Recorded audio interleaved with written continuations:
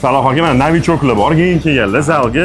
Ko'pchilik begovoyga shunday chiqadi-da, daroshkaga qanaqa yoqishni bilmaydi, qanaqa foydalanishni bilmaydi. Buni o'zida qanaqadir qonun qoidalari bormi? Albatta, buni qonun qoidalari bor. Begovoy daroshkaga chiqish bilan startni bosiladi. Startni o'zi 1-2-3 dan keyin begovoy daroshka ishlashni boshlaydi. Undan keyin sekin-sekin оборотni ko'tarishimiz kerak. Birdaniga bir xilla o'ngga qo'yib oladi.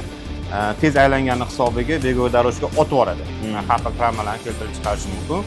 Hop, undan tashqari novichok bo'lsa, yuragiga nagruska bo'lib qolishi mumkin. Undan tashqari bu begovoy daroshkada puls o'lchaydigan maxsus joylari bor. O'sha yerdan puls o'lchab 120 ga to'g'irlab turib yurishimiz kerak bo'ladi. O'rtoqli yozib qo'yamiz. Xo'p, hurmatli do'stlar, har bitta trenajyorning o'zini texnik vazifalari bor, ya'ni qanday to'g'ri bajarish kerak degan.